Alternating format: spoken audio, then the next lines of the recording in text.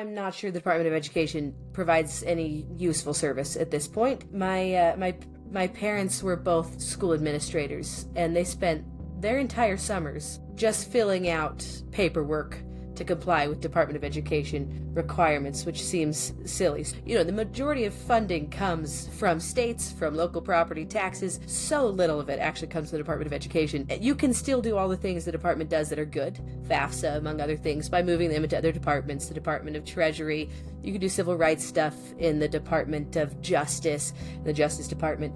That would be fine. It's just kind of acting as a middleman. You could just go block grants for education straight to the states. That would be fine. So I'm not devastated by the loss of the Department of Education. However, I do not think a president has the power to eradicate a department created by Congress. All executive departments are created by Congress. So if Congress will pass a law eradicating the Department of Education, which is something we've done before, then I'm not going to weep about it. Let's go!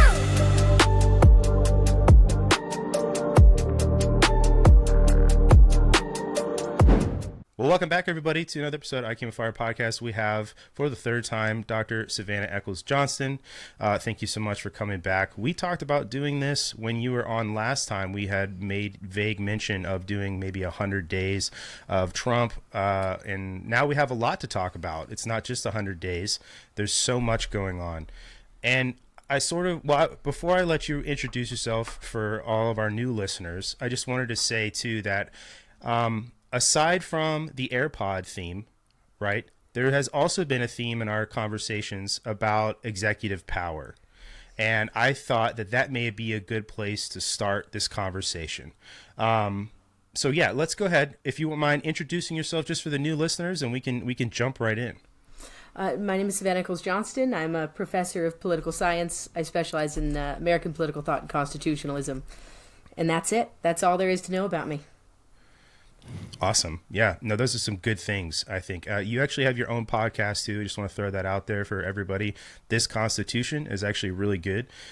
You guys, I feel like, offer very good, non-slanted conversation that's just facts-based about a lot of different things. I learned a lot, actually, about executive power specifically from listening to you and the other professors, I assume, that are there at your school. So check that out, too, guys, if you guys are into other podcasts. But yes, other times we've spoken, we've talked about consolidation of executive power, right? And I think the last time we talked, you made mention sort of in one of the Federalist Papers about the Republican executive and how much that's changed. You talked a lot about FDR and what that looked like. And now even to parallel FDR, Trump has even floated the idea of a third term. And so I wanted to just open the floor to you. Your first impression of his 100 days. My first impression is people are viewing the Trump administration in terms of Democrat and Republican. And yes, of course, that's true. But I think it is far more significant in its implications for the Republican executive, for the rise of the executive, for almost an imperial presidency.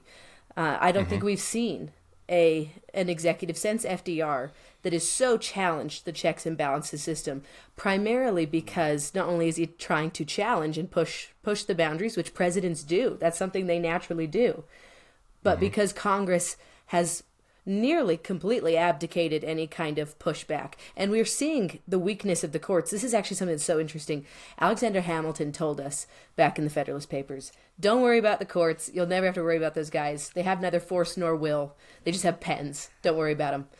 And for the longest time, I've been like, oh, Hamilton, you were so wrong. But actually, right. In the end, unless the American people back the Supreme Court or Congress backs the Supreme Court, they actually don't have any enforcement mechanism at all. So it's true. That's a very interesting thing. So I'm viewing the first 100 days in this checks and balances system. It's something I've been concerned about for a really long time. I'm very wary of executive power, and I think we're seeing an expansion of it. Yeah, no doubt. I actually really like that you mentioned the Supreme Court. I was having a conversation with somebody the other day about it, and it was really about this 9-0 ruling when it comes to Abrego, the guy from Maryland. And they were coming at it from a very ideologically driven way, right? And I was just explaining, I said, it's okay to think that way. I was like, but the Supreme Court is probably one of the most malleable functions of our government that we have. They get to decide what cases they take. They are not permanent. They all have their own, everybody has their own personal ideologies. And so you are so beholden to whoever is there. And it almost sometimes doesn't even matter what political side of the aisle they're on. So it is probably one of the most flexible, parts of our government. And so it's interesting that you said that, because, this ruling has caused all of this stir now here, people calling it a constitutional crisis. We could have a conversation about that if you'd like. I disagree, but that's just my opinion. And I think too that the rule of law, while it is the rule of law, you cannot replace or you cannot mistake ideological viewpoints of it with practicality. And to maybe tie it into FDR, there was a war going on. There's an emergency. I view the situation of 30 million illegal immigrants in this country as a national emergency. So I feel like boxing ourselves in or painting ourselves into the corner of trying to remain this ideologically sound institution it paints us into a corner on the practicality front. And if TJ or Chris have, and go ahead, Doctor. Well, this is a really interesting point. You say this is a crisis. This is ultimately about immigration and illegal immigration and protecting the sovereignty of the nation. It is not a question that a nation has the right to protect its borders. Every sovereign nation on earth has the right to protect its borders. That's what makes you a sovereign nation. And so, as a result, a nation has every right to deport someone who is in the country illegally. Just full stop, period. Right. The question at hand here isn't, can you deport someone who's here illegally? It's not, do countries have the right to patrol their borders?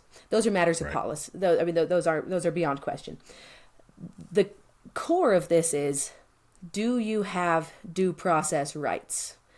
And the answer constitutionally is, every single person in this country, non-citizen and citizen, here legally or illegally, has the right to due process. Meaning, if you're going to arrest someone at a traffic stop and accuse them of being in this country illegally, or much worse, a terrorist as a result of a connection to MS-13, which has recently been designated a terrorist organization, you have to prove it. The onus is always on government to prove before they can do anything to remove life, liberty, or property from you per the 14th and 5th Amendments. This process really matters. Now, once they've proven you're here illegally, we don't see any papers, then, do what you want to do. Deport him. Just not to El Salvador, because a judge in 2019 said you can't do that. You can't deport him there. But deport him anywhere else, fine. But the question is due process. You have to give people a hearing. So we were having a conversation last night with a lady. Her name is Katerina Schultz. She's a reporter. You may have seen her. I've shared some of her stuff before, but she's a reporter in Mexico. She talks a lot about the cartels. And we were having a conversation about this, and I essentially made the point that you just can't have, I just don't see how it's practical to have due process trials, right, for 30 million people. Obviously, we're not all at once, indicting and charging and going through the process of 30 million people all at once. And I think that there's going to be mistakes. But I think it's just, this is one of these things where if evidence says that he is indeed an MS-13 member, right, then that should be presented. Absolutely. We talked about this last night, and that no evidence should be disregarded, whether it's to free somebody or indict them of a crime, right? I just find this to be, it's a massive gray area to me when it comes to this many people and deporting them. I don't know. Chris and TJ, do you guys have input? No, I mean, nothing other than what kind of the point that I was making previously on this, and that, it's like, hey, let the punishment fit the crime. That's always important. And also, you guys have already beat the dead horse of due process, but looking at it from a military man's standpoint, and we've made the statement that this is indeed an invasion that we've been experiencing, that's led to this migrant crisis. I'm more prepared than most when it comes to understanding that there are going to be casualties, right? Like there's always casualties in war, and things happen. But then I also have to try and check myself, because it's like when you start using militant language like that and you say things like war, right? It goes. My brain's been churning while I'm listening to you guys talk about the expansion of like presidential powers and everything. And like one of the themes that I consistently see is that use of like militant language and national emergencies and wartime circumstances in order to overreach those powers and expand them. Like my favorite example is when Abraham Lincoln imprisoned a large portion, I think it was of the Baltimore City Council, if I remember correctly. Doctor, check my knowledge on that one. And then held them without due process, suspended habeas corpus on them, because they were fomenting not the Republic, but the rebels' cause, right? And then that have brought the Civil War much too close. I know what you're talking about. Yeah, to the White House. And so it's like I don't want to see yes, deport them all.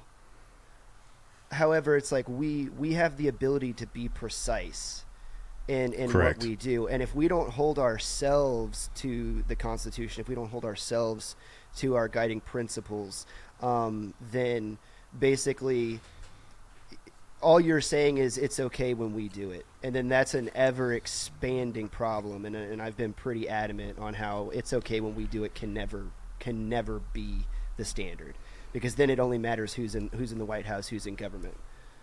But those were just some of the thoughts that went through my head. It wasn't really a question. Totally coming back to that later. I'm sorry, but that's just some of the stuff that you brought up while I was listening to the back and forth.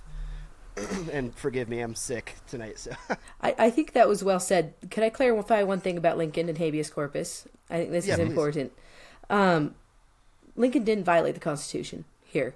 So he suspends habeas corpus. He calls up the troops. He blockades southern ports. Right. Congress isn't in session. Suspending habeas corpus is clearly a congressional power. It's found in Article 1 of the U.S. Constitution, not Article 2. So as soon as they come back into session, he asks them to ratify everything he's done. Basically, now I need you to do it, because I was acting in an emergency situation when you weren't here to do it. And eventually these people did get a trial, is the point. So I just want to make sure Lincoln didn't violate the Constitution. That's an excellent point. The devil's in the details, and we strive to be accurate. So thank you very much. Yeah. Yeah, no, absolutely. Well, so I would just ask you this question then. Do you feel like it is this idea of practicality and ideology and remaining true to principle, like you said, Chris, when it comes to the executive, do you feel like that is practical even now in this situation, emergency powers being all that, declaring emergency with illegal immigration? Or do you think that is more of a relative conversation? Does that make sense? Or her? Oh, her. Oh, I'm sorry. I thought you were asking him. Okay. Forgive me. Sorry. Repeat for me. Practicality versus... Yeah. So I think a lot of people tend to view our principles here in the United States as absolute. Okay. And I think that history would show you that while we lip service that all the time, that it is an absolute thing. These are just American ideals, that the behavior and the language we use are two absolutely different things. And that history would show it is rules for thee and not for me. And that these ideals and principles we're supposed to be upholding tend to be relative to whoever is in office. And that, again, it is in the 2020 of hindsight is forgiven, sort of, right? And so does that make this consolidation of executive power here in the moment okay, as I think Trump would think it's okay, given some of his language, and then I can't remember the exact language of the quote he shared from Napoleon about no man can do no wrong who saves his country, because that's how he's viewing this, right? And so I'm asking this question to you, if you think that that's a valid statement. No, I don't. No, it's interesting what you say, that history shows it's, rules for me or not for thee, or rules for thee and not for me. That's not how constitutions work. That's not how constitutional government works. That's how dictatorship works. But I absolutely insist that institutional rules apply in every single case. I mean, look at Nixon, right? Nixon wildly violates the oath of office, which in his mind would have been justified because of the policies he's trying to enact, et cetera, et cetera. Doesn't matter. It's the Republicans in the Senate who turn against him. It's Barry Goldwater who goes and says, Mr. President, we will impeach you for this because the rules, the standards matter. If you cannot hold that, the presidency in check, even when it's your guy, you will lose constitutional government. The rules, the processes, they always have to matter. We have to be absolutely adamant that the process matters. And sometimes that means you don't get what you want, and we got to get over that. And actually, let's talk about Lincoln for just one more second. Is that okay? Because he personifies this. It's one of the reasons I just adore Lincoln. So Lincoln is an ardent opponent of the expansion of slavery into the territories. But he makes it very clear that Congress and the president have no authority to abolish slavery where it already exists in the South. As much as he would like to, as much as his personal feeling is to abolish slavery in the South, he has no pathway to do so outside of constitutional amendment, which in 1861 is impossible. And so he is willing to take the long-term approach, which is moral. Diana Schaub is a great scholar of Lincoln, and she calls this moral and physical quarantine of slavery. You morally quarantine it as an evil thing which is tolerated in the South, and you physically quarantine it in the South, and eventually it will be eradicated, but long-term thinking. So he's not willing to give up processes to his own personal political wishes, and I think that sets up a remarkable standard for American politics. And yet I'm going to say something at the risk of possibly sounding really dumb in front of you, ma'am, and yet wasn't the Emancipation Proclamation an executive order? It was, and it was only legally binding so let's look at what the Emancipation Proclamation actually does. So what it actually does is only free enslaved persons in unconquered rebelling territories, and it does so under the commander-in-chief power that this is the only way to weaken the Southern economy. Basically, strip them of their free labor, bring 200,000 new soldiers into the Union Army, and we could win the war. And he actually had really serious questions. He wasn't sure if the Emancipation Proclamation would be legally valid if the war ended. And of course, the Emancipation Proclamation did not apply to conquered territories in Louisiana, parts of Virginia, nor did it apply in the border states where the Union was in control. So it was actually quite limited, and that's why he pushes for the 13th Amendment.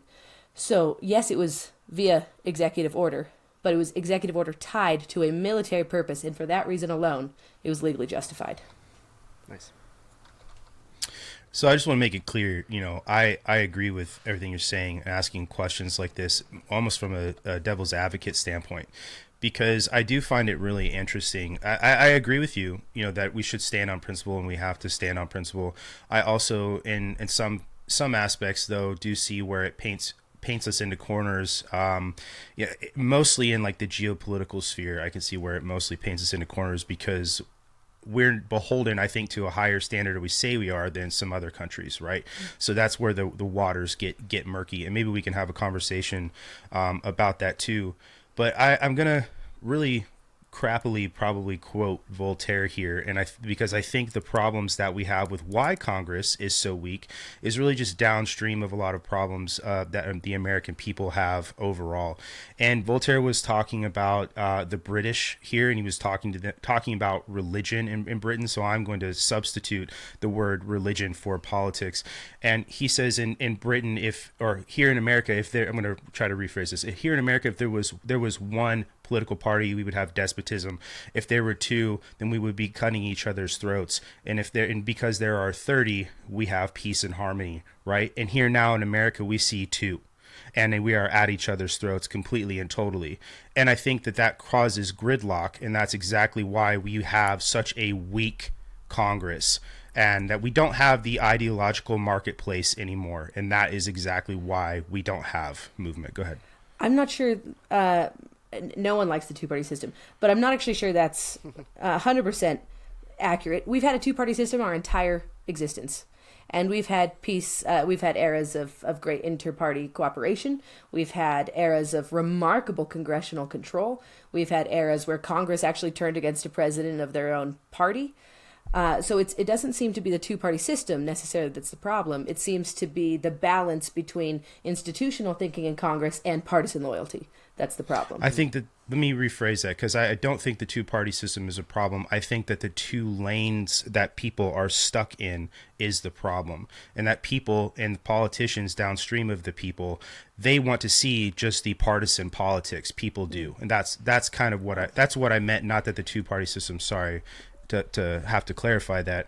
But that because of just how ideologically trapped most people are in either left or right, that these representatives are doing that on purpose to essentially keep them happy, and that's the gridlock. Does that make more sense? Yes, yeah, and in which case we're agreeing that partisan loyalty has become a problem. It's become Correct. Deeply tribal.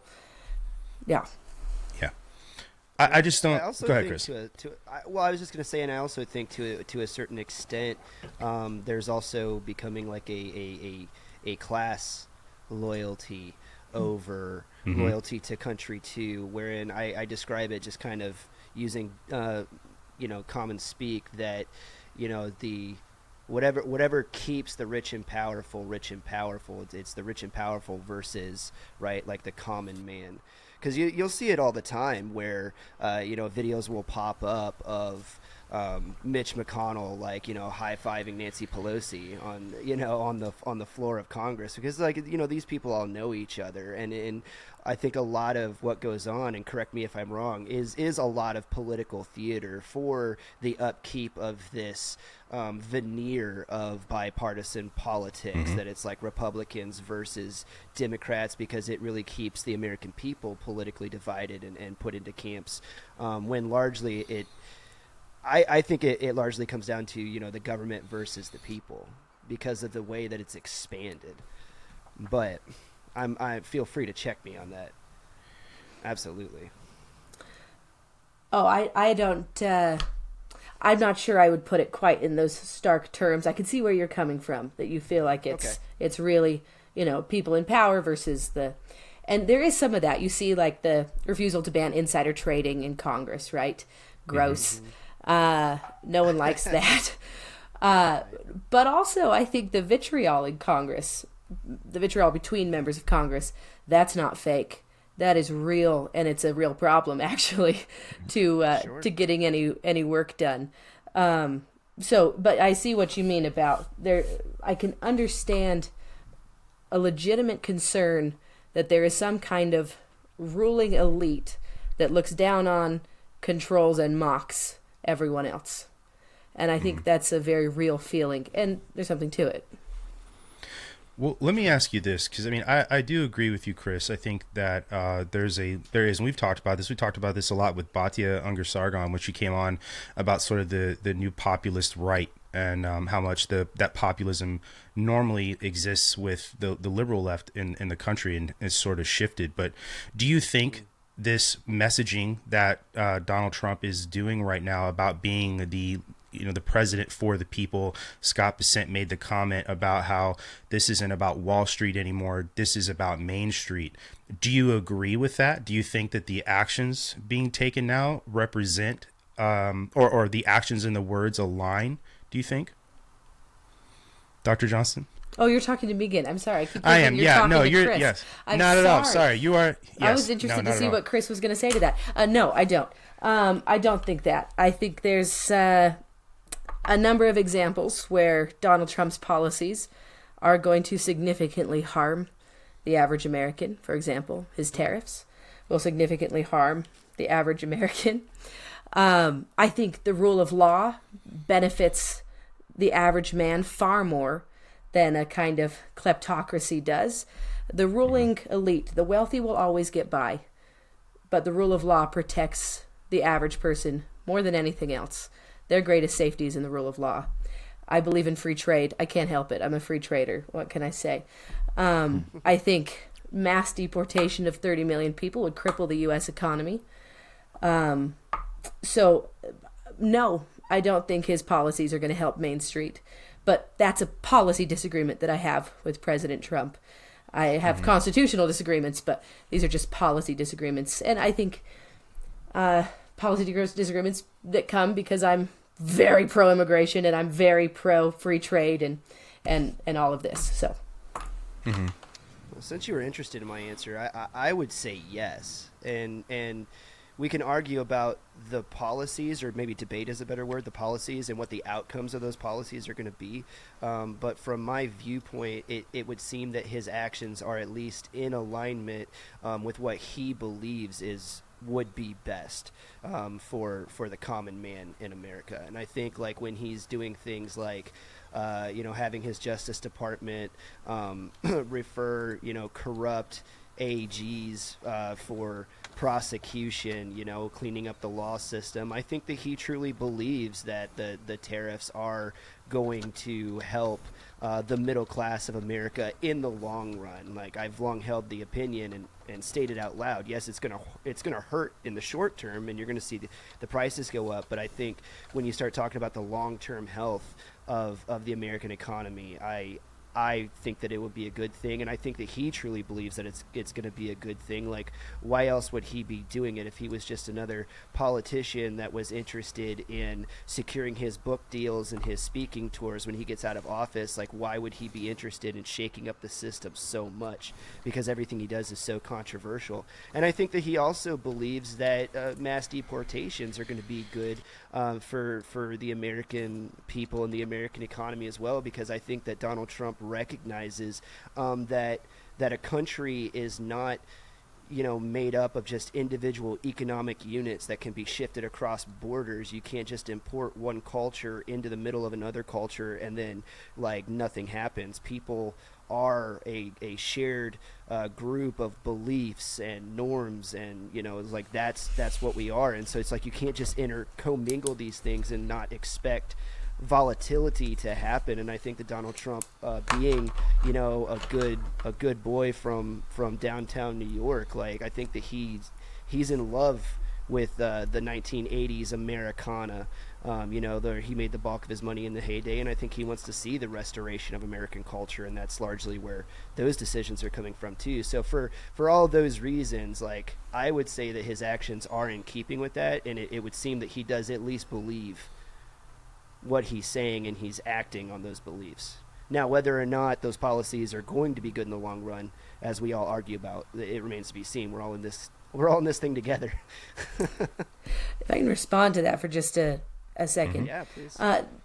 This idea of does he actually believe his policies? I think on tariffs he certainly does. I think he actually does believe that tariffs are going to lead to the outcomes. I think he's wrong, but I think he actually believes that. So I think you're right in saying that. And I also think there are things Donald Trump has done that I can't help but cheer over. Mostly things about gender ideology. Right. These are happy outcomes. But you mentioned something. You said we can't just import an entirely new culture into the current culture. And that's interesting because that's actually the American story. That's what we've done over and over and over in 4 different waves of immigration. We just keep doing it. And every single time we have the same reaction. These people are too different from us. They're incapable of being Americans. And yet every time, within 2 generations, they have so blended and so become part of our story that to imagine America without them is almost impossible. Now, there's a question of how do you do assimilation correctly? How do you admit people correctly? How do you control the border? Of course, you have to control your border. Of course. Right. How do they get here? Of course. These are all valid questions. But the idea that America has never imported an entirely new culture, absolutely we have. And we are uniquely positioned in the history of the world for being successful at doing that. And it's because we have a very different idea of American identity. At no point, I think, have we really truly believed that to be American is to be a descendant of the Puritan Anglo-Saxon tradition. Like, that's not what it is. So then what is an American? You know what a Japanese person is, right? They're ethnically Japanese. They speak Japanese. They eat Japanese food. It's a remarkably ethnically homogenous country. You know what that is. But who or what is an American? And I can't help but think that the only thing that binds this country together, because it is such a unique nation in the history of the world, is a common political ideal. It is attachment to the Declaration and the Constitution, to the Union, to the very idea of union itself, and a union created for a certain purpose. And this was, James Madison's idea. Anyone who loves liberty, come here. This is your new empire. So if we view American identity through that lens, then we can take in mass numbers. In fact, the largest migration in human history is to America. We can take in mass numbers so long as we handle civic education well, we control the process. But yes, we can bring these people in. So if I could just respond to you, please, Dr. Johnston. So I agree with you wholeheartedly that the identity of an American is somebody who comes here and that is an extremely diverse background of people. But I think the thing that makes it different now is that there are second and third generation Americans now in a row in leadership positions in business, tech businesses, whatever, all these people who have never ever had to wonder where their next meal is coming from. And there's generations and generations of people that have lived that way. They grew up that way. They were born into it, and they've never had to do that. And I think that too, you can talk about history and you can say, yes, we've done this traditionally over and over and over again for a couple centuries now. But I don't think that the shared struggle that any culture has to have to create identity exists in the way that it did before. Even to talk about the Gilded Age, when there were so many immigrants coming into the United States, there was a shared struggle. The identity of America at the time was to build America, right? America is here for me to come to. It is the land of promise. It is the land of freedom. I can come here and have a business. There's this idea still of manifest destiny. I can move out west and I can go to Utah or I can go to California or wherever, and I can find land and I can mine or whatever I'm going to do. I can start a business. And there's this idea of that.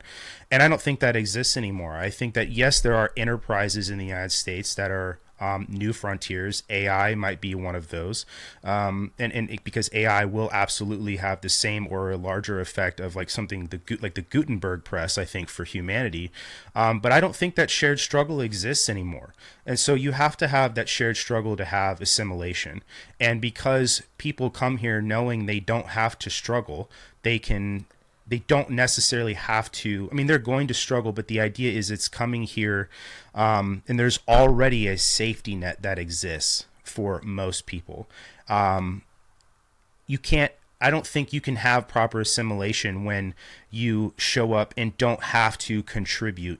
You can sit and, not saying that people aren't contributing, but there are a lot of people who don't contribute, and you can't have an identity when you don't have shared struggle. Does that sort of make sense what I'm getting? That's my position on that. Wouldn't that make a good chunk of Americans un-American? They haven't had to struggle. I don't disagree with that either. No, and I would argue the same thing. I would say that most Americans agree. Yeah. Most Americans have lost their identity of self because of not having to struggle for anything. Go ahead, DJ. No worries. I guess where I split on that is strictly based upon our patriotism here, and that is the part that is missing, is people who originally came to the United States and they assimilated as a massive cultures came here wanting to be Americans, believing in the American ideal. Right. The people that are coming here now, many of them have no interest whatsoever in actually becoming any part of this society permanently, or having their family fully integrated here, or living the American dream, or actually becoming true Americans. People who came here originally, they were flying the American flag before they were ever even citizens. They were coming over on boats with that pride instilled inside their hearts. Now people are coming here to be able to take advantage of systems. And quite often they're moving that money out of here. They're taking it back over where they came from. They're not interested in actually investing in this country for the interest of this country to be American people. They're interested in what they can get out of it and then getting back out of it. And that's a huge complication that we have. And I'm not talking about just illegal migrants by any means. It's a lot of these large business investors and everything from overseas that actually make up that population. Migrants, of course, they have a short-term goal. A lot of the guys that I speak to regularly from Costa Rica, Guatemala, all those guys, they're usually 5-10 years. They're going to make enough money to be able to pay off a house out there. They don't have utility bills. They don't have property taxes. So they can actually set their family up very well. They have no interest whatsoever in becoming Americans. They'll state it very, very plainly. They're here to get some quick money, not pay taxes, jump right back out, pay for everything in full, raise their family there, quite often have a second family here while they're here. And I've worked with these guys hand in hand for decades, so I know that system really well too. So I think two responses to that. And the first is, yes, there's absolutely, you're totally right. There are this group who has no intention of coming here and assimilating and becoming American. They're here to make the money and send it home and then go home. In which case, we need workers. We actually need construction workers. We need seasonal workers. We need farm workers. And if that's the way we're going to get them, great. So one of the things I dealt with in the Senate was businesses coming to our senator's office and saying, we cannot find seasonal workers. We have obeyed state law. We go out and we do job fairs. We are offering $25 an hour to basically do landscaping at this fancy hotel. We need workers. And if we can't get them from the United States, please let us bring in seasonal workers. This will completely change their families' trajectory, and we can stay afloat. Because if we don't get these workers, we can't stay afloat. Americans aren't willing to take this job. So I think that's the response to number one. And the response to number two is, man, the immigrants that I see in my classes, Venezuelan students, in the back row of one of my classes is an entire section of Venezuelan students. They are the most pro-American people in that classroom. It's the multi-generational white students who don't. There certainly are some. Who don't give a darn. There's exceptions to every rule about American politics. But it's the immigrants who can turn and say, actually, you have no idea what you're talking about. You have no idea how good America is, how badly they want to be a part of it. And talk about the entrepreneurial spirit of immigrants. So the woman I'm naming my soon-to-be daughter after, her middle name after, is the daughter of immigrants from Mexico. And they are not here legally. And they have worked their fingers to the bone every day since they got here. They're deeply entrepreneurial. They are remarkable contributors to their community, and never once have they been on welfare. Not once. They haven't taken a single handout. That, in my mind, makes them more patriotic Americans than your average seventh generation American. So I don't think it's fair to just say. I agree with that. Yeah, to say immigrants. I would agree with that as well. They're not really. The complication is our culture here can't continue to just accept that and become more and more complacent. We need to actually start forcing our citizens here to start re-uptaking these jobs and actually rebuilding our culture collectively here instead of insisting upon importing a culture of other workers. I like that you said forcing, okay, because I don't believe in forcing really anything. So to go back to liberty, right? I don't believe in forcing much. I would argue, to your point about we need people to pick oranges and build houses and farm, right? Obviously, I think that goes without saying. And to your point, too, I completely agree that there are generations of Americans who have grown up to be extremely entitled people who think that they are too good to do these jobs. And that goes without saying, okay? And that's a problem. And it's almost interesting because Rome's middle class was eradicated because Rome brought in so many slaves that the middle class stopped working, basically. And here we have an abdication of that responsibility, I think, in a lot of people, to your point about nobody wants to go and do these jobs that are Americans. And I think that that's a problem. And I think that's a problem that Americans have to recognize. I don't know that I have faith in these seventh generation Americans, to your point, to recognize that we need to do these things. Otherwise, Americans have to have skilled labor, right? There can't be a Knudsen like in World War II at FDR to look at him and say, go to all of these factories and we're going to ramp up the American industry and to keep up with the Germans. Like they're just, that doesn't exist anymore. Americans have to recognize that. So I think that your point there is extremely cogent. I just think that it's not just the problem of the immigrants who come here and don't want to assimilate, right? Because obviously there are both. That Americans have to buy into this idea as well. And I think that is more important than this problem that we're talking about over here, right? I also think that there's a conversation to be had about immigration reform and how people come into this country. I also think, TJ, you said force, that there should be some sort of civil service. And I wanted to clarify on that, just to make that clear. I'm not talking about force like under the rule of manipulating law or force by putting a gun to somebody's head. What I'm saying is we need to start making people have to suffer a little bit so they learn to get up off their butts. If we accommodate everybody's complacency and laziness, then all we're doing is making the problem worse. It's like constantly spoiling a child and never letting them suffer the consequences of their actions. You're right. So we need to suffer the consequences of our actions here and actually learn from our mistakes and become better people and realize that we have to be self-sustaining. We cannot rely on other cultures to come here and save us. We can't rely on goods from other countries to constantly save us. If we're dependent upon everybody else in the world, we are not a world power any longer. For sure. You have a very long natural pause that throws me off, so I'm sorry for interrupting you almost every time. No, you're good, brother. I was just going to say, this is the only thing I would be interested in is doing what a lot of other countries do, where there's mandatory service, right? But I don't think that there should be required military service, because there's already a bunch of people who join the military voluntarily, get there and realize they don't want to be there. I don't want people in the military that were forced to be there and don't want to be there. That's infinitely worse, in my opinion.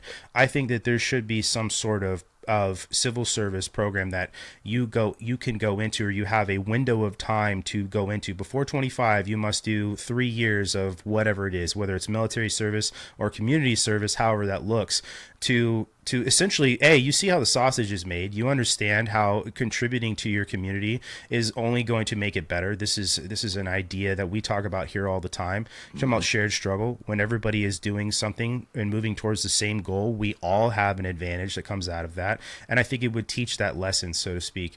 So that is about the extent of force that I would go to have some sort of required service. And you can meet that goal by either military or civil service. And sorry, Dr. Johnson, you can go ahead. Looks like you're chomping at the bit over there. Oh, no, we've spoken about this before, and I was just agreeing that this would be such an interesting addition and a very positive contribution. Constitutionally, It might be hard to do some kind of required service reform, maybe via amendment you could do this or something. But in the countries where it's used, I think Israel, where it's the IDF, it has such a positive impact.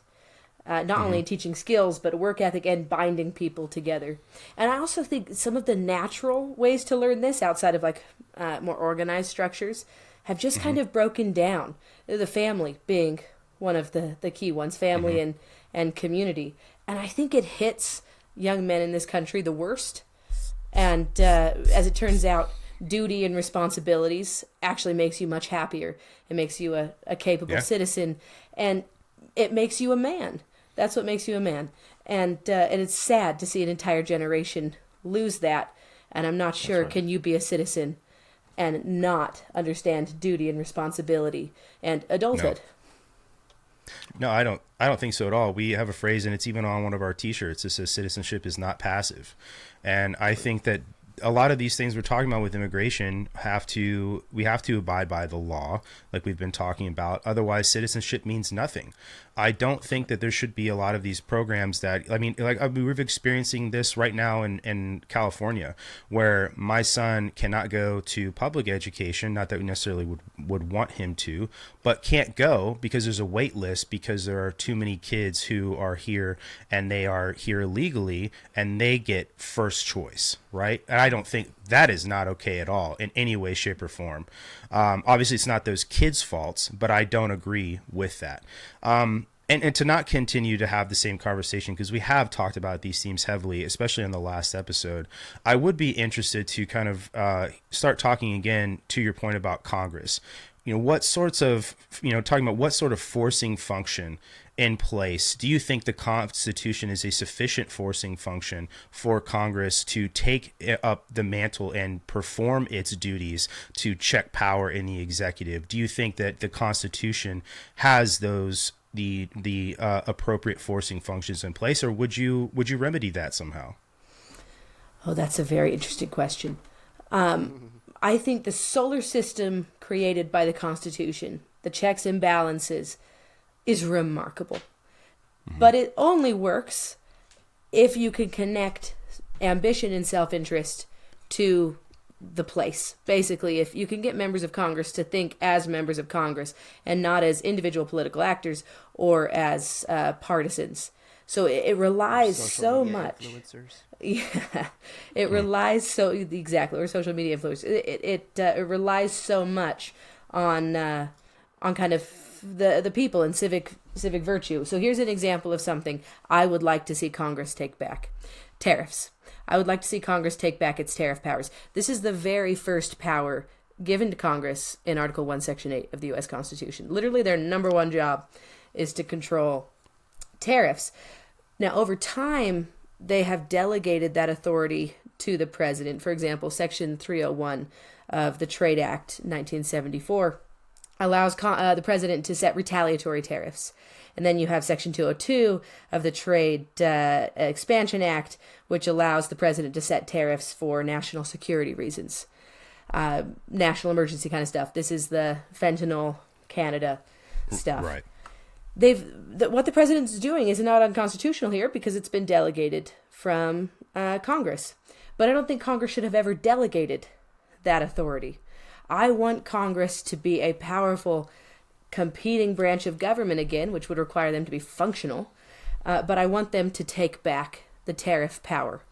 There's lots of examples of this, of powers I want Congress to take back, but it all relies on Congress being able to think institutionally and not as partisans and not as individual political actors, and to Chris's point, not as YouTube stars. No doubt. I often say that the personal opinion that the founding fathers could not have conceived a time in the future where legislators would not want to legislate. It's something that they could not have imagined when they enshrined the Constitution. Would you agree with that, or what would your thoughts be on that? I'm not sure. I do think they dramatically underestimated the vortex that would be the executive. The natural human tendency to want to give this over to a president. In fact, they were actually worried about legislative power initially. They were concerned that in a democracy, all power would be sucked like a vortex into the legislature, and so you actually had to beef up the president to make him capable of standing up to Congress, which is such a funny view 200 years on. But that was a very specific period. That's 1787 when they're thinking that. Prior to 1787, you have 11 years of deep suspicion of executive power. And so there's both in the founding. But yeah, they were more concerned about the damage Congresses can do because that was their experience in the states during those 11 years between the Declaration and the Constitution than they were about executive power. So interesting. Yeah, because I mean, when you look at the system of checks and balances and the way that it all works, and I think it's such a glorious system because it also takes into account man's ambition and natural greed and wanting to attain power for themselves, that it's like, hey, we've got to set up this system so that as the executive is fighting and tries to enact or execute laws in a non-constitutional way, the Supreme Court steps in and says, this is my only client, the Constitution, you violated it, you're not allowed to do that. Meanwhile, Congress is trying to push laws into place, and then you have the veto powers. It's like, it's just so well thought through that you can see that they were planning for a governmental system where each branch was trying to fight to pull the powers apart, and then they were like, this is how we can make sure that government moves slowly enough to never allow for the tyranny of the minority. But then it's just so interesting to have watched specifically this century, probably really in my recollection, and it's the period that I've studied the most, would be like World War II until now, of just watching Congress actually legislate its powers away from itself, it's crazy. This is such a good point. Our history is one of swings of power between Congress and the president, right? You have periods of extreme presidential power always attached to a crisis, and then you swing back to Congress for 20 to 30 years, a bunch of no-name presidents. Then you get another crisis, and you get a very powerful president. We stop swinging. Not just World War II, you begin to see this with the theory of the modern presidency, and even before that with TR and the rhetorical presidency, and the stewardship theory of the presidency. You begin to see this in the progressive era, this kind of presidential era. And then you really see it with the establishment of the administrative state post-FDR, that we just don't swing anymore because so much of the legislative function is done actually in the administrative state, and also because we're in a perpetual state of crisis on the foreign policy front. And so you're right, that swing just doesn't happen. It's gotten sticky. And who could have foreseen that? No, I agree with that. I think it in one of your episodes, I don't remember which one it was, you guys talked about them contriving the idea of veto power for the executive. And I don't remember who it was that you were referring to, so forgive me, and I'm sure you will remember. They were talking about how strong to make the veto and that the president may be afraid to even use it. Could you flesh that out? Because I think it's relevant here in this conversation. Yes, yeah. So just to give you an idea of how weak they thought the presidency would be, this is Madison. Madison was very worried that presidents who had an absolute veto wouldn't be willing to use it because it's too big of a power.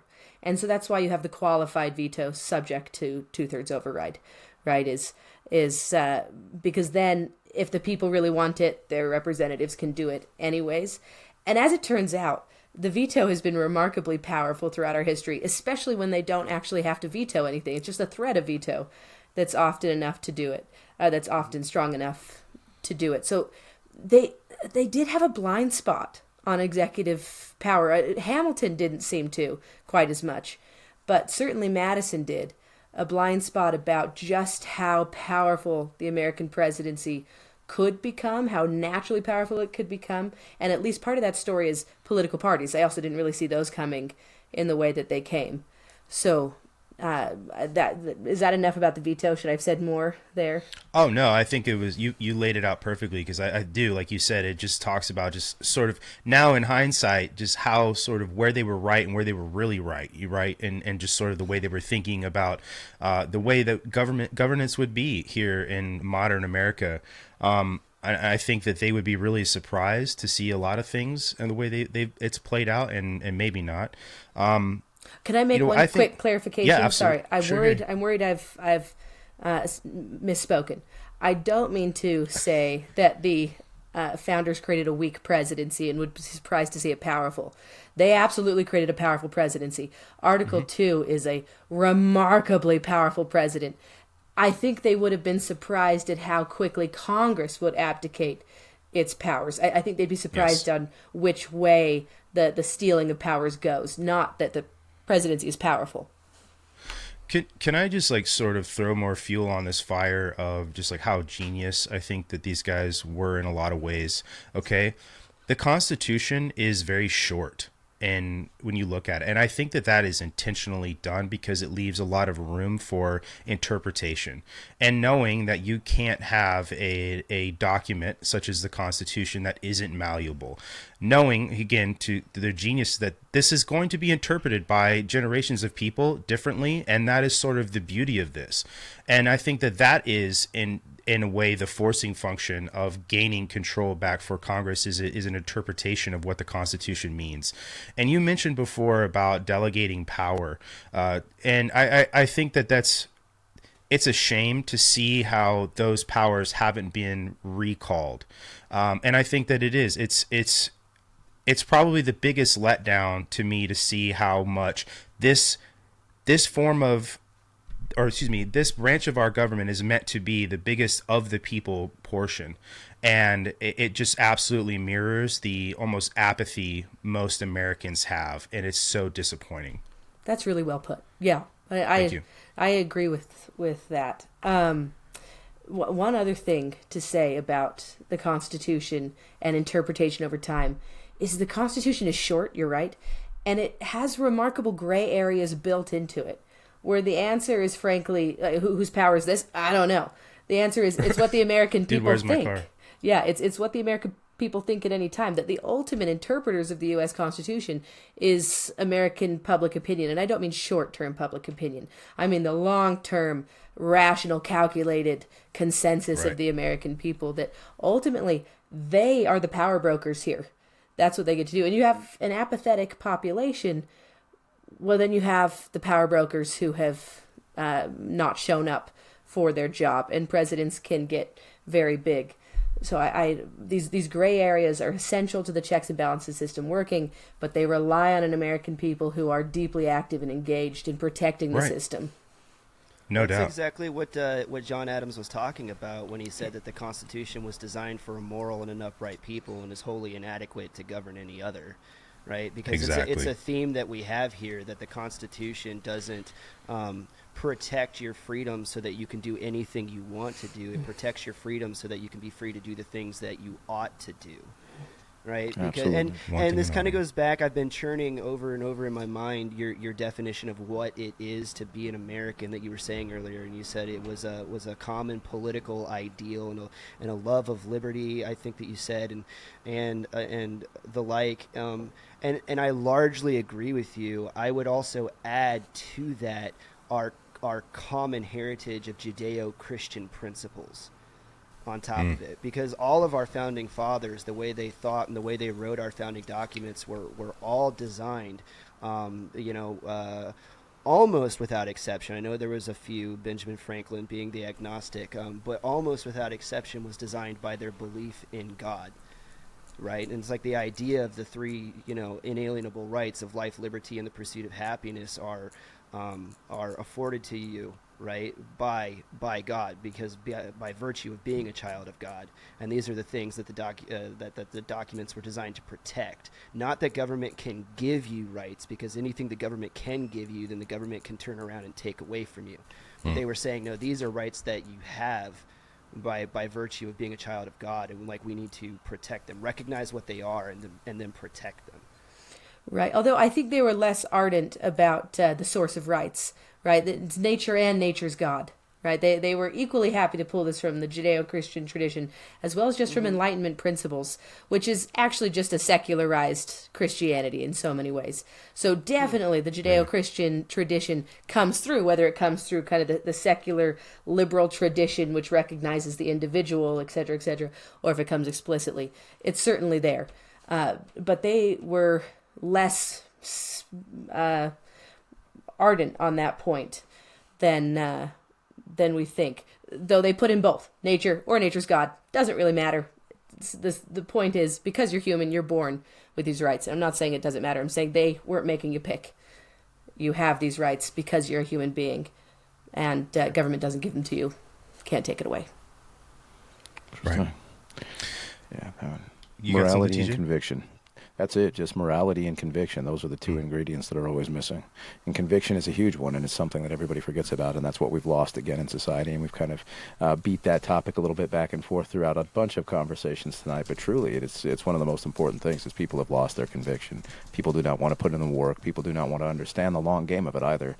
That, we're not doing this just to see results for ourselves right now. We have to kind of let go of that selfishness, that greed, that narcissism, and realize that our forefathers, our founding fathers, the people who helped make this nation great, the people who industrialized it, they worked their fingers to the bone. They worked jobs that people didn't want to work because they knew it was going to make a better life for their families in the long run, whether it be their children, their grandchildren, their great-grandchildren. They knew they were looking forward to the nation to come.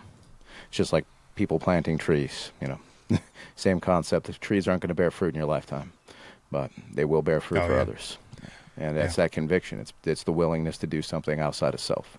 Yeah. And we've lost that. It's not a part of most people's morality any longer. And if we can regain that and that virtue and those principles, which quite often are found, of course, as we were saying, through Judeo-Christian ideology, if we can bring that back, whether, that moral compass is guided that way by God, and I always leave it wide open. Obviously, everybody knows where I'm at, but I leave that open to everybody else's interpretation as well. If you have that sense of morality and you have that sense of conviction, then we can move forward and we can repair. So... I agree that you have to have principled men and women. There's a Montesquieu quote that says, in Republican government, the power of education is required, or something like that. And I think that that's exactly what we're talking about. Education, meaning not just traditional education, but an education on principle, right? And you can't have a government, you can't have a country without those things. Your quote, TJ, there, the post I made on Instagram the other day about planting trees whose shade you'll never feel. We need more of that in this country. And we've sort of beat this horse a little bit, so I'm going to shift to tariffs again, because there's a question I wanted to ask you. Because when I had hit you up about coming back on, obviously we talked about Trump's first 100 days, but the other thing that we talked about was tariffs, because you've been pretty proactive online about these tariffs. And one of the big arguments I see from people is like, oh, historically tariffs don't work. You can't point to an example in history where tariffs have worked. I think that's wholly false. I think you can point to instances where tariffs tariffs have worked.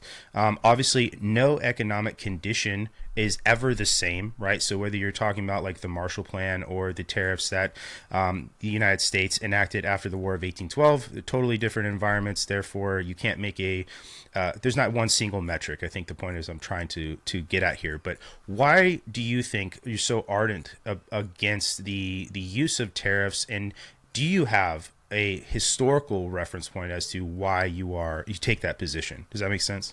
Yeah. So we've tried tariff regimes 2 to 3 different times. First time is the 1830s. We see it again in the 1930s. And now we're trying it again. So I guess this is time number 3, tariff time number 3. The problem is each of these times was unsuccessful, and the third I think will be most unsuccessful of all because of how globalized the economy is. There's this great Milton Friedman quote or story. He says, "Look at a pencil. There's no one country on earth that makes this pencil." That's how attached we are. That's how connected we are. And the second thing that deeply concerns me about tariffs is just how poorly it's been executed. So, for example, this just blew my mind. Currently, we have higher tariffs on intermediate goods than on finished products to the United States, and we're somehow still supporting the tariff regime. So here's what I mean by that. We now have higher tariffs on a battery coming from China to the United States, 145% tariff coming to the United States, than if that battery is sent to Vietnam, put into a Vietnamese-made laptop, and then shipped to the United States, now at a 0% tariff. That is an insane policy. This doesn't push a manufacturing in the United States. It does the exact opposite. So if the claimed purpose for tariffs is to re-energize America's manufacturing base, then we are wildly incompetent in our tariff policies. Then whoever's in charge of this is failing miserably. So I'm both concerned about the execution of tariffs. I also am a free marketer and a free trader, and so I actually think even if other countries have tariffs on us, we still benefit ultimately in the long term from not having tariffs on other countries.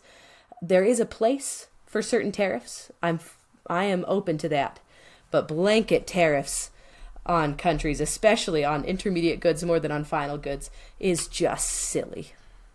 So I actually think that's pretty succinct, because we talked about this last night and sort of how China is pivoting toward ASEAN, if I'm saying that correct, ASEAN. And we talked a lot about, I made the point essentially that it won't have the effect that the Chinese are going to need it to have, because ASEAN makes mostly intermediate goods, and that China needs finished product goods the same way that the United States does. On top of essentially the fact that our buying power and what that comes out to monetarily is like 3 times the size of the GDP of all of these countries that are in ASEAN combined. So that it won't have this goal, so to speak. But I guess my question to you is, and again, this is like a devil's advocate question here. First off, we should have never been in this position in the first place. I think that offshoring American labor was one of the biggest mistakes our government ever made. And people are right to be concerned about a lot of these things, medicines being one of them. We talked about that last night as well. But we should never be in the position to where we have to rely on somebody else for things. To the extent to where when it goes away, you're scrambling, what am I going to do? This is the same topic that people worry about all the time. If the power grid went down, do you have enough food in your house? All these things, right? You have to be able to be self-sustaining, and that's just goes for individual and as a country. So my thing with this, sorry, I thought that was a natural. That was a natural pause. Sorry, it was my bad. I'm wrapping it up here, and I'm gonna put a bow on this question. Do you think that Trump is essentially just burning the boats and trying to make it to where there is no other choice but to sink or swim? I don't know, and I don't think that would work anyways. But you make an interesting point about there's certain things we should never have been reliant on. So rare earth minerals, for example. The Japanese saw this one coming. They were much smarter than us and bought a bunch of land in Australia. Good for them. We didn't see this coming. And a lot of that comes down to really poor regulatory policy stateside. It shouldn't be so hard to get licenses, to bypass regulations, to mine here in the United States. We've done this to ourselves. Oh, yeah. And I don't think the answer is I don't think tariffs are going to solve it for us. I think the answer is domestic policy needs to be fixed. Regulatory policy here on manufacturing and on mining here in the United States. So I agree. We made huge mistakes that have caused problems for us. We should never be reliant on medicines, on rare earth minerals, et cetera, et cetera. But it's very hard to correct for now. So, for example, semiconductors. We are late to that game. We're trying now. We've got a couple of facilities that are on track in Arizona, among other places. It's still so hard to set up manufacturing here. It will take 5 to 10 years to do it. When it does happen, it'll probably still be more expensive. We've done a lot of this to ourselves, and I don't think the answer is tariffs. The problem was 30 years ago. We can start solving this by correcting regulatory policy in the United States. I completely agree. I think it's largely a crony capitalism problem over a foreign policy problem. Capitalism is great, but crony capitalism, crushes the little man. Yeah, 100%. For sure. I mean, the point I was going to make, or the question I was going to ask you then, to go back to executive power, do you think that there is a place for eradicating the bureaucracy domestically, like you're talking about in these individual states, right, that have different, like California? Let's just talk about the high-speed rail in California, or the fact that it doesn't exist. Okay, we can't even build a railway here in this state. Yet Gavin Newsom thinks he's doing a great job and started a podcast. But I digress. Right. So with the Republican executive, right, do you think that there is justification for being so forceful because that red tape in the individual states is so sticky that, to your point, 5-10 years from now is when we'll reap the fruit of doing these things, and he's trying to force this now because it has to be now. It can't be 10 years from now. Yeah, that's an interesting question. Federalism still exists, so states are still going to have different policies. It's going to be harder to build in California than it will in Texas, and so Texas will reap the benefits where California doesn't. So, I do think federalism matters. I like the competition between the states. I don't actually want too much nationalization of policy in that regard in the hands of a president. Agreed. I'm also really suspicious of this idea that the way to destroy the administrative state is via the president. I don't actually think it works like that. I don't think the person most empowered by the administrative state can ever actually destroy the source of his own power. It's not how it works. Congress alone has to be the one to rein in the administrative state, not the president. Because again, this is where his power comes from ultimately. Yep. So I guess my answer is I like states to still have policy. I just wish I had better policies. And I'm suspicious of executive power, just period. Yeah. That's a perfect, I've been dying to ask you this question all night, and that is a perfect pivot. So in speaking about executive power, and based on your expertise and wealth of knowledge in the presidency, in your estimation, which president has been most destructive to the United States? Whoa. That's a really big question. I kind of wish I had all night to think about that, because I'm not sure the answer is so clear cut, right? I think the answer people would want me to give is FDR, and I'm not sure that's true. This is a man who led very capably in World War II, so I can't really throw him under the bus there. LBJ, maybe. I think his Great Society was a great failure. Frankly, I think President Trump has caused real problems for the checks and balances system. But we're only 100 days in, so who knows what happens. Woodrow Wilson. He's my least favorite president of all time. Yes. He's also, I think, the most racist president we ever had. So there's just a list of reasons to dislike the guy. Also terribly sexist. There's just a good list of reasons to hate the guy. But I'm sorry. I'm not giving you a very good answer here because I need time. I need to like sit down the pros and cons list to give you the Constitution president. Season 3, all the presidents that suck. All the president. We actually do this in my classes. We have a greatest and near great and the failures, and I just let the students fill it in. Right, it's not my job to tell them which of these is the right answer. But there's always like the big three. Right, you can't touch. You can't touch Washington. No one is allowed to touch Lincoln in my class. He's off limits, and FDR tends to be up there. And then the near greats and the failures, it's amazing. The same person, or you can have two people sitting next to each other, and one person would put near great, and the next person would take that same person and put them in the failures. So it's hard to know. But man, Woodrow Wilson, maybe. That's actually, my short answer too. Wait a second. Woodrow Wilson invented the theory of the modern presidency, which involves an absolutely tragic misreading of the U.S. Constitution, Article 2 of the U.S. Constitution. I blame him for so much. My answer is Woodrow Wilson. Thank you. Chris seems to be happy with his answer. I knew you'd walk in on it, ma'am. Right. That's always my short answer too. There's so many reasons to hate Woodrow Wilson, and he vastly expanded the powers of the presidency, and then, like you said, invented the idea of the modern president, which is like this. You're no longer executing laws given to you by Congress, but now he's setting the policy and dictating, and kind of like this top-down rule and this nationalism, and like all of these things that like modern progressives. The frameworks that they kind of work inside, and the way that they imagine federal government, I think, is largely dictated because of Woodrow Wilson's viewpoints and the way that he, I'm not going to say ruled, the way that he served as president. I think maybe we should also point out, though, that a really good example of the theory of the modern presidency is the first 100 days of Donald Trump. He is a modern president par excellence. I mean, think about it. There's 4 requirements for the modern presidency. This is actually a theory as an academic that Woodrow Wilson had. He never implemented it successfully himself because he wasn't nearly charismatic enough. He's a total failure as a politician. It's not till FDR that you get the actual like establishment, like someone actually is able to do it. Requirements of the modern presidency. The rhetorical skills. The president uses his rhetorical skills to shape public opinion. The president is the center of policy making in the country.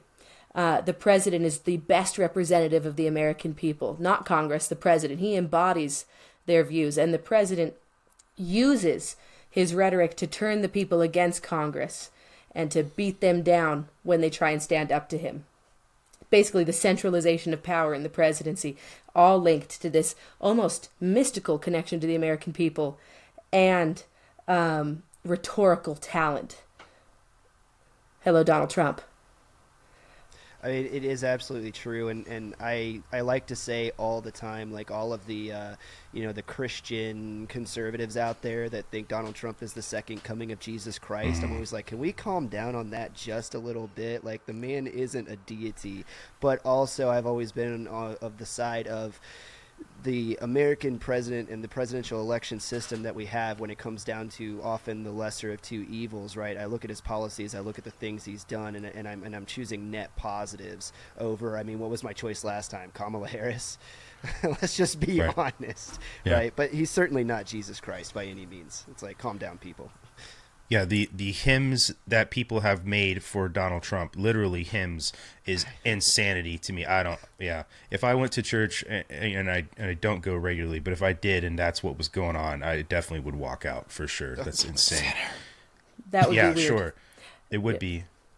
Go ahead. Oh, I was going to say that would be weird. My congregation is blessedly apolitical. I don't hear a thing about politics at church, and I like that. I think that's the way it should be, quite honestly. I'm here to hear about the Word of God. That's it, and exactly fellowship with you people. And that would erode that fellowship, I think, pretty quick around the states. So my question to you is given the geopolitical environment that we have ourselves in right now, do you think that not having a strong executive would be just fine? Or do you think that the terms going, or the metrics going on right now dictate we must have somebody who's iron-fisted in the executive? Okay, so this is another really interesting question. There's two presidencies, or at least there's long been thought to be two presidencies, and one is the foreign policy presidency, where the president is the face and the primary mover, though does not have exclusive authority, and that's important. Always kind of hammered in. You could look at Woodrow Wilson as a great failure of this with the League of Nations, right? He's never fully in charge. I like that. And then you have the domestic presidency, which is kind of second fiddle to Congress. So when you say this iron will president, you can have that on the foreign policy side, so long as they're still subject to the Senate, as well as to appropriations from Congress for military spending, while not having the iron fist on the domestic side. So I don't think it has to be an either or. The president is supposed to be unilateral and powerful in certain regards, does not necessarily have to be in others. No, I agree. I think two things can be true at once. And I think there's too much binary thinking right now anyway, from most people. I mean, this is this huge problem that I'm always thinking about, and I know you are too, in a lot of the content that you put out there. How do you embolden Congress to act? I don't have the answer. I don't know how to. I think, unfortunately, to use the word apathetic again, there's too much apathy. I think one of the best ways is to have civics in schools again. I think that there's far too little of that going on in the United States. There's so many people that don't understand, and I'm not buying when I say there's so many people that don't understand our government. I'm not saying in any way, shape, or form that I'm an authority on it, but I think that I spend a lot of time, and probably more time than, and I think all of us do spend a lot of time and more time than most people do trying to learn about it. I just think that this goes back to the whole oughting thing, which you ought to be doing, and I mean, I think that's one of the best remedies to this is taking action and taking control of your life to understand and learn about the government, and then instituting these things back into education and teaching people about the government and why it's so important. And I think that makes the establishment afraid because people seem to have forgotten that this is meant to be a bottom-up government and not a top-down government. Which is why I think you see the lack of that. But I think that's the best cure. I think it's just education in general, people growing up and understanding and learning why we have these things in place in the first place. And, I think there's a movement in this, a really positive movement in this direction. You have a bunch of civic centers popping up at universities across the country. And I'll just put a plug in for the one I'm connected to. I'm a fellow at the Center for Constitutional Studies at Utah Valley University, which is just fantastic. One of its primary objectives is to educate elementary and secondary school teachers in civics so that they can do a better job teaching in their own classrooms. And this is heavily supported by the Utah State Legislature, who say, actually, yeah, we need high school teachers, middle school teachers, and even, fifth grade teachers who know how the U.S. Constitution works so that they can incorporate it into their own classrooms. So you have this amazing system created here at the Center for Constitutional Studies. They've got master's programs now for teachers if they want to continue that education. They've also done this. This is such a fun program.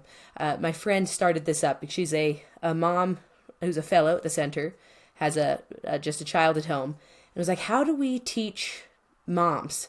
So she started this program called Learners with Littles, and it's just a small thing, but anyone in Utah Valley who has young kids can come and listen to professors talk about the American constitutional system and learn a certain part of it while their kids are there. That's awesome.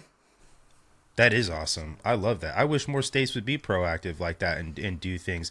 I actually, now that you've said that, I'm going to Google, spend some time trying to find programs like that, because I think that's essential. You have to, there's so many people, so many adults out there who I know want to learn more, and they're like, where do I go to learn about this? And it's so hard to look online right now because almost anything you look up that's political education has some sort of slant. It's just so hard to find. And I think that this Constitution actually is a great place to go to keep plugging your podcast, because it is very objective. But it sucks that we live in this world where there is just so much. You can't even go on it's like going to encyclopedia. The encyclopedia isn't giving you slant, but the internet is, and it's meant to be a replacement. People would rather do that than go to the library, where you can't find, I mean, you're going to find slant in a book, but you get what I'm trying to say, right? It's just, I wish to see more of that. I think that's the best remedy to all of this, is learning about it. And, you have to take that into your own hands. That, and I wish we could get politics back out of the classroom.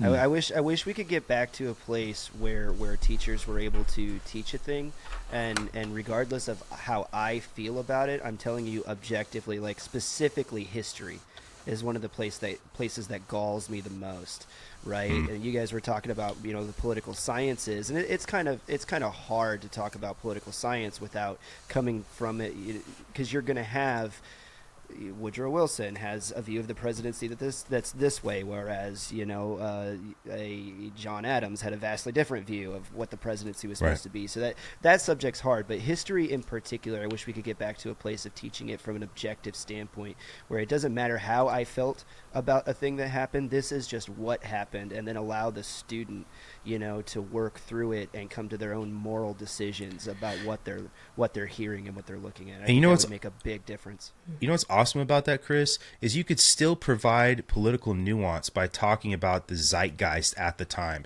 You want to talk about civil rights? You can still provide that nuance that teachers are trying to provide by giving their own personal opinions, by talking about the personal opinions of people who lived through it at the time. This is what the newspapers said. This is what this person from this movement talked about. You can still give that nuance, I think, and that's one of the beauties of what you're talking about, is history can provide nuance. It doesn't have to just be boring, cold, hard fact. We can talk about all of this and you can learn about it from an opinionated sort of way by providing those insights. I think it's the brilliance of that. I think it's almost more important, because what does it matter? It matters far less. I'm not going to say it doesn't matter, but it matters far less how you feel about a thing that happened than it does how the people in the context of the time felt about it going through it. Because that's what shaped the decisions and shaped the actions and the outcomes that rippled through time that now you're dealing with. And you have to be able to understand it from their perspective to understand why they did what they did. You can't just apply a moral rule from 2025 to 1865 and be like, hey, they're all completely wrong because of the way that society is now. That's asinine. Yeah, you're not learning. Yeah, exactly. But yeah. I know that. Oh, sorry. Go ahead. And I know we're coming up on time. I had just one question for you left, but go ahead. It looked like you wanted to say something after Chris. Oh no. I was just gonna say I had a professor in college who said I'm not gonna try and be objective here.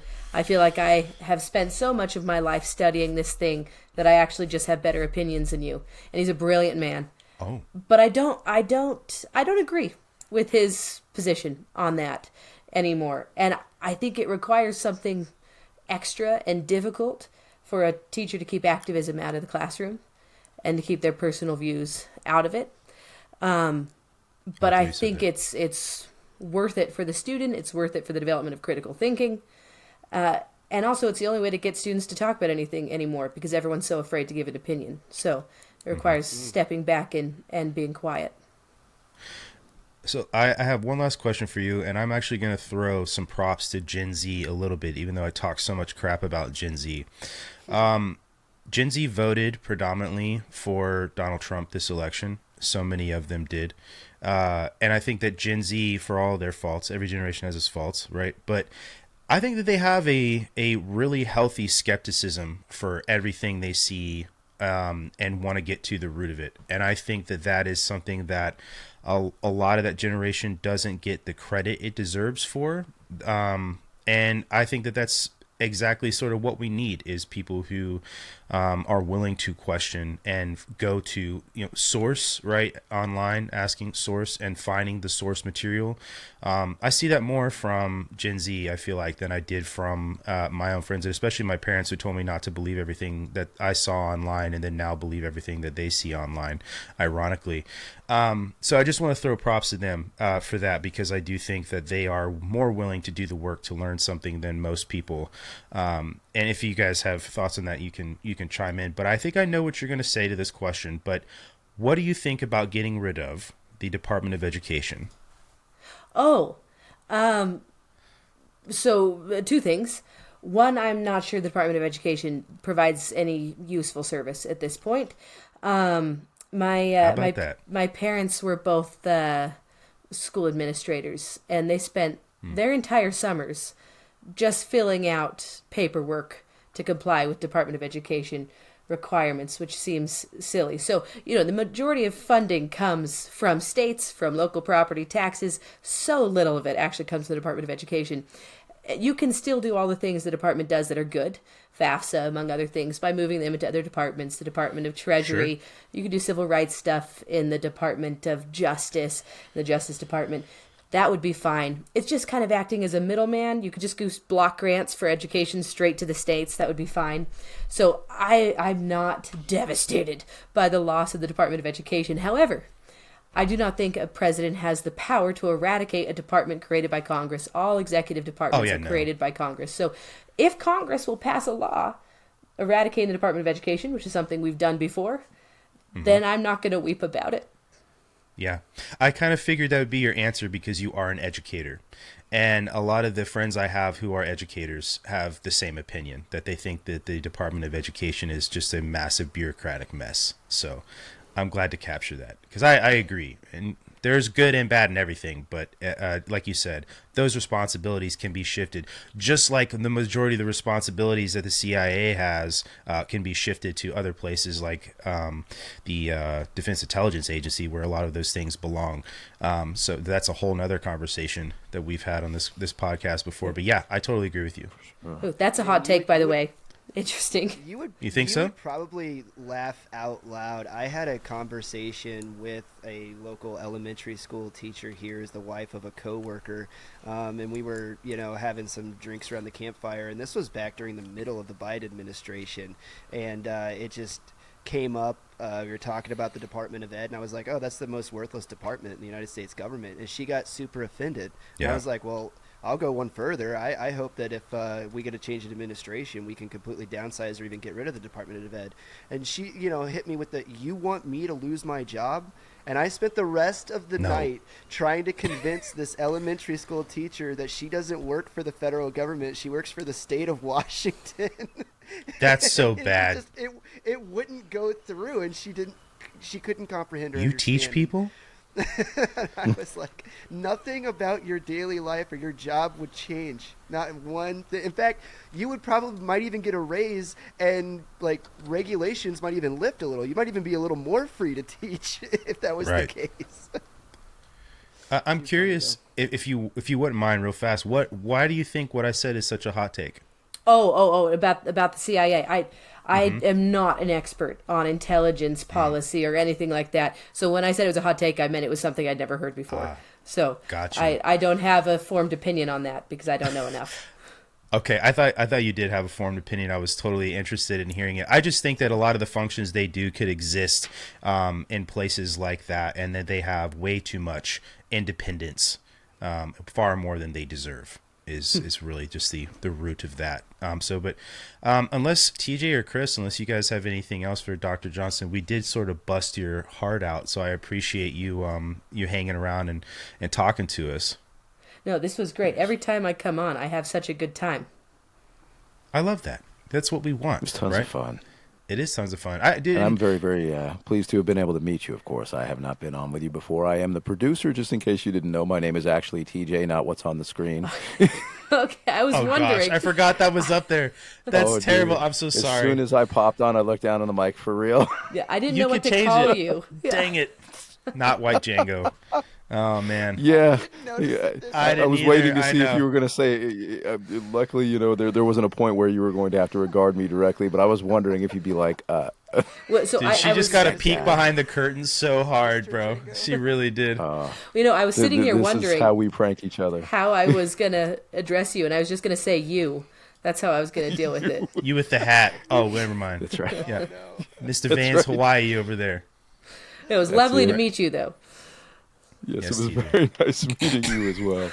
But yes, I am TJ. I Such am a the hard producer peek and the into Oz. co-host of our live show. But yes, this popped up as a joke at one point in time because I'm always being given a hard time by all of our followers online about my voice. So this has turned into a thing. You've got a great Yeah. voice for podcasting. That's what we say. You I should. appreciate He's that. an opera singer, actually. Are you really? I have been, yeah, for a very long time. That's where I started off. I'm also a metal vocalist, which is kind of funny. So I've done the best of both worlds. Wait, Yeah. and are you also military? I feel like everyone on this is ex-military. No, no. I actually worked as a liaison with law enforcement and with drug enforcement agencies to basically go and recover He's a bounty hunter. items that were being. It really should just say Boba Fett up here. Yeah.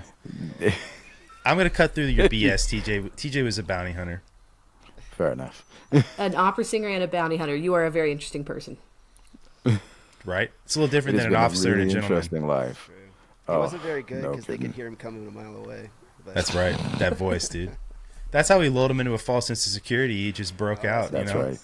Yeah, Pirates of Penzance. What's that? Oh, and then they just, kicked the door down, Well, no, seriously, thank you so much for coming on. I'll take the fact that you said you had a good time. That means that we could have a fourth one of these episodes. Yeah. And I enjoy having, and I know Chris and TJ do as well, having perspectives that aren't just echo chamber perspectives. And we love having these conversations because I think it's not only essential and necessary, but it's fun as well. And to hear and to learn from somebody who has not just the education, but the desire to have a conversation, because there's plenty of people who are educated and can't have a conversation. Those two things don't exactly always mirror one another. So again, thank you so much for coming on and talking to us. I know you're going to have your hands full here quite literally pretty soon. But maybe in a couple months or something, we can get you back on here and we can talk about the next 100 days, and we could do 100-day increments all the way through this, All right, I'm on board. I will do that in 100 days. What number did you say this is for you? Just out of curiosity. This is number 4 for me. Ooh, I have 3, Congrats, but though, I for guess real. I'm in a unique position to where I always ask because I had to spend a lot of the time raising our children while my wife was having medical problems. So I was working and taking care of them and her kind of all in a sweep. So I've had the dual duty, and I kind of always try to feel the pain of others in that. So you're moving to that same category with Chris down there, and 3 is tough. So 4. Yeah. Well, at God some bless you. point, Agreed. we'll survive. That of course, I've no doubt. course, the Lord always provides for sure. Well, then I'll see you in 100 days. Perfect. Well, everybody, thanks again for listening. Please check out the sponsors in the show notes. Head on over to redpillthreads.com/I Came With Fire. And of course, I'll plug it again since she did not. Go listen to This Constitution. You can find it everywhere you can find podcasts. I'm pretty sure I listen to you guys on Apple Podcasts, so you can definitely find it there. But without further ado, thank you so much for talking to us, and I hope you guys have a good night.